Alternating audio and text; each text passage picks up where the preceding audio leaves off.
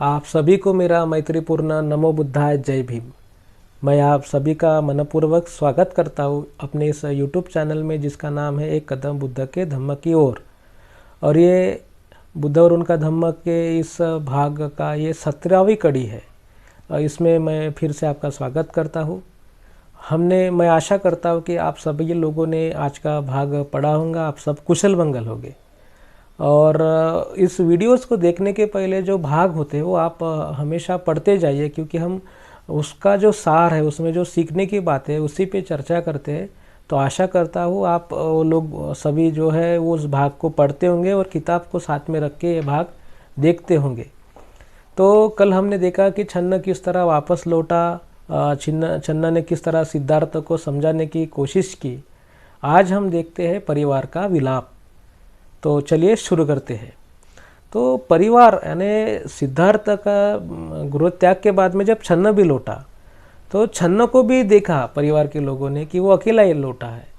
उसके साथ में सिर्फ कंटक है। कंटक आके जब चिल्लाता है, अपने जो राजकीय अस्तबल है, घोड़े को रखने की जगह रहती है, वहाँ पे वो जाके चिल्लाता है, उसके वो दुख व्यक्त करता है।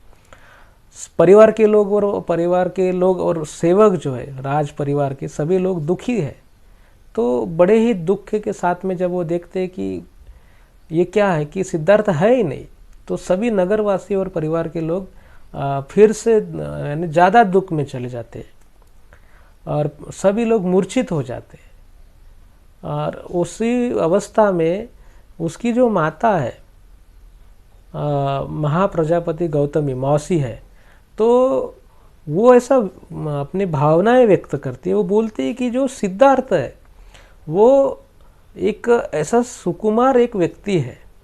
वो जो उसका शरीर ऐसा एक सिंह के भांति है, उसके आंखें हरण की जैसे दिखती है, नाजुक है, कोमल है, सुवर्णमय उसकी कांति है।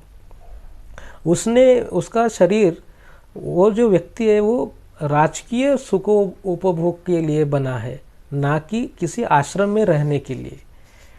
वो कहा ये आश्रम और कहा ये राज परिवार, राजमहल जहाँ पे उसने रहना चाहिए। वो कैसे भिक्षा मांगकर वो जिएगा। और यहाँ पे सुवर्ण में पलंग पर सोने वाला जो व्यक्ति है वो किस तरह से वहाँ पे जंगल में जाकर वो ऐसे कठोर ऐसी भूमि पर एक कपड़ा डाले हुए सोएगा, ऐसा विचार वो उसकी जो माँ है व्यक्त करती है और रोती जाती है। उसको बड़े ही चिंता लगी है सिद्धार्थ की कि सिद्धार्थ किस तरह जंगल में जिएगा, जंगल में रहेगा। लेकिन इसका जो रुदन है, इसका जो दुख है, वो देखकर राज परिवार के बाकी की जो स्त्रियां हैं उनके भी आंखें नम हो चुकी है, वो भी रो रहे हैं। ऐसी स्थिति में यशोधरा जो सिद्धार्थ की पत्नी है, उसको भी दुख सहन शक्ति के बाहर चला जाता है।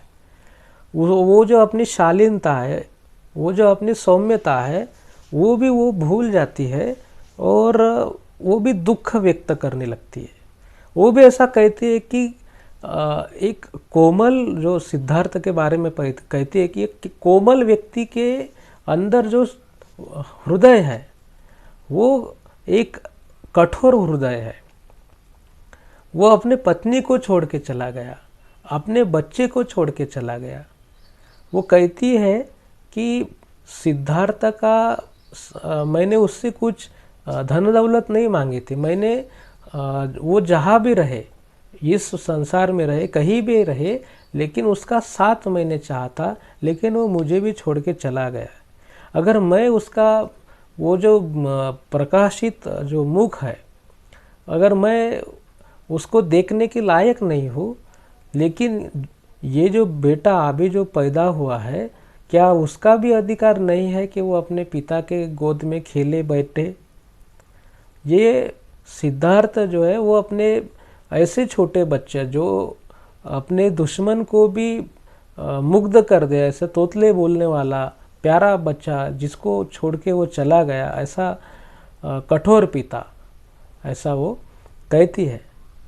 तो सिद्धार्थ के साथ में जो यशोधरा का जो साथ था, उसने बड़ी ही सूझबूझता से जो सिद्धार्थ को उसके निर्णय में एक मदद की थी। इसके बारे में वो कहती है कि सिद्धार्थ हम सब को छोड़ के चला गया और मेरा ये जो कठोर हृदय है, वो अपने भी हृदय को कठोर कहती है कि वो विदीर्ण नहीं हो रहा, वो मूर्छित नहीं हो रहा, यानी वो कैसे ये चीज़ें सब सहन कर रहा है। लेकिन मेरा जो दुख है, यानी यशोधरा का जो दुख है, वो असहनीय है, ऐसा वो कहती है। फिर भी वो कैसे सहन किए जा रही है। तो वो सब यानी वातावरण जो बना है, राज परिवार का जो एक वातावरण जो बन गया है, जो सभी लोग दुख व्यक्त कर रहे हैं, उसी दुख का जो प्रभाव है यशोधरा पर भी पड़ा हुआ है और यशोधरा भी उसी दुख में बहती जा रही है। ऐसी स्थिति उत्पन्न हुई है और वो दुख का विलाप कर रही है। तो ऐसी स्थिति में सभी लोग जो है एक दूसरे को संभाल रहे हैं, गिर रहे हैं, पड़ रहे हैं, रो रहे हैं।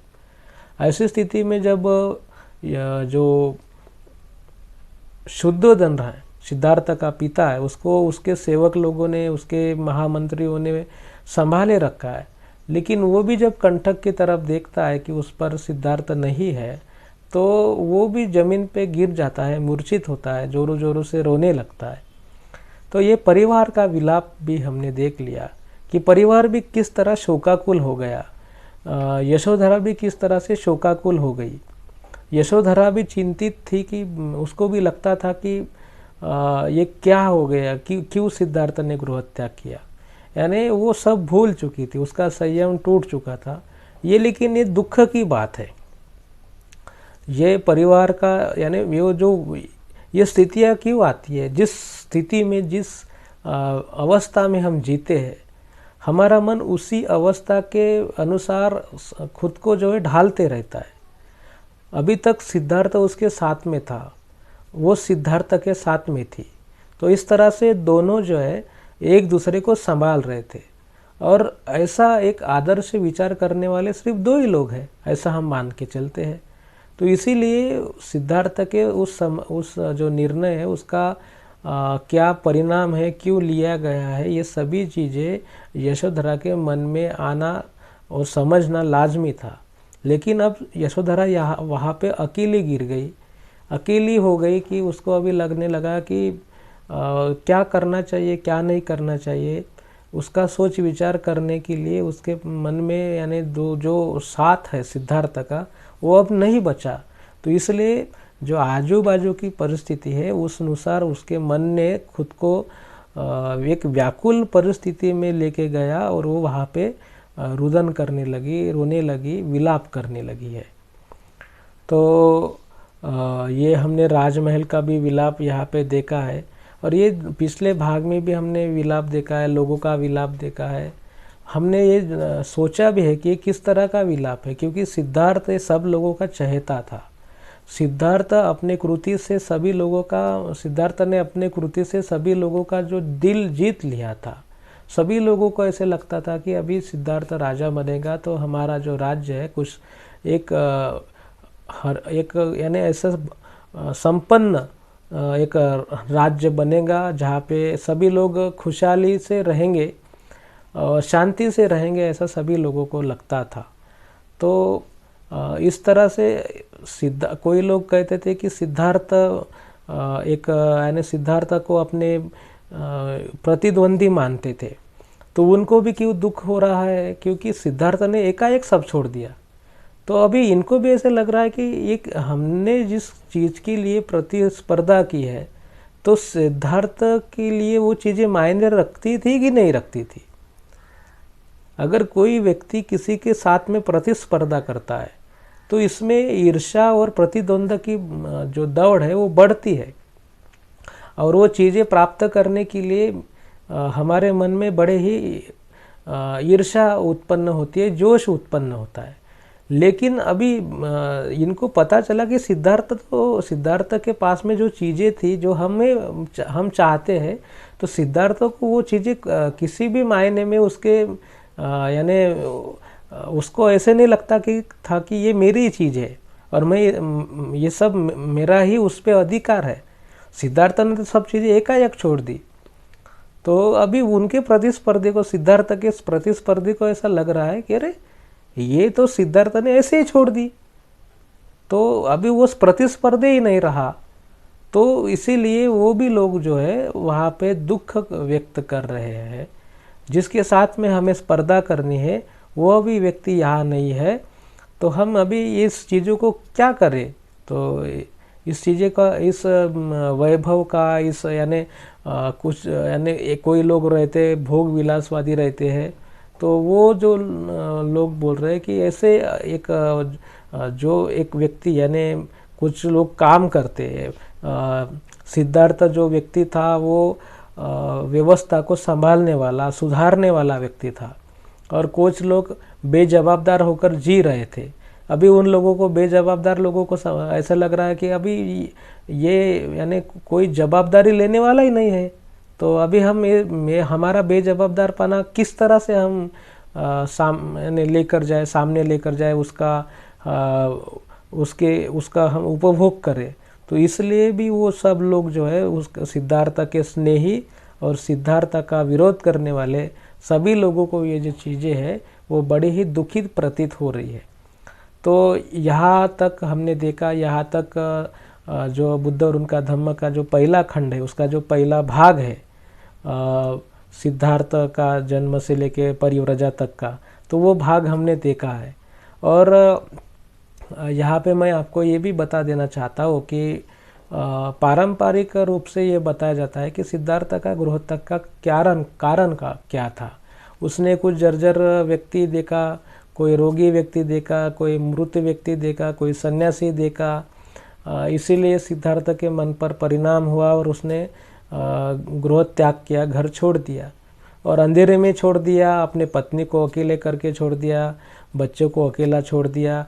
ऐसे बहुत सा आरोप सिद्धार्थ के ऊपर की जाती है।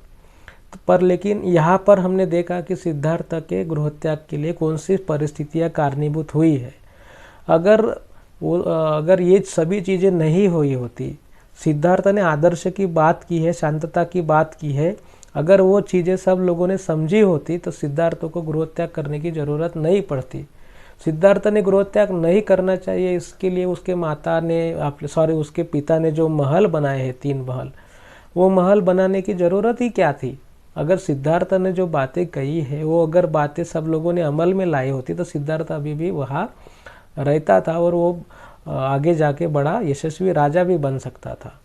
लेकिन ये भी जो युद्ध, ये जो एक कारण हुआ है, पहले तो हम मान ले कि गृहत्याग का कारण वो पारंपरिक न होते हुए ये है, और इसमें सिद्धार्थ के पत्नी जो है यशोधरा, उसने समान भूमिका अदा की है। सिद्धार्थ को प्रेरणा भी दी है कि सिद्धार्थ ने गृहत्याग के बाद में क्या करना चाहिए, एक व्यक्ति का किस तरह से जीवन होता है। सिद्धार्थ के जन्म से लेकर परिव्रजा तक हमने देखा कि उसका जीवन किस तरह से व्यतीत हुआ है, कौन से चीज़ों ने उसके ऊपर परिणाम, उसका मन बनाया है, उसके मन में सवाल उठाए हैं, व्यक्तियों का स्वभाव किस तरह का होता है, सभी चीज़ें हमने देखी है।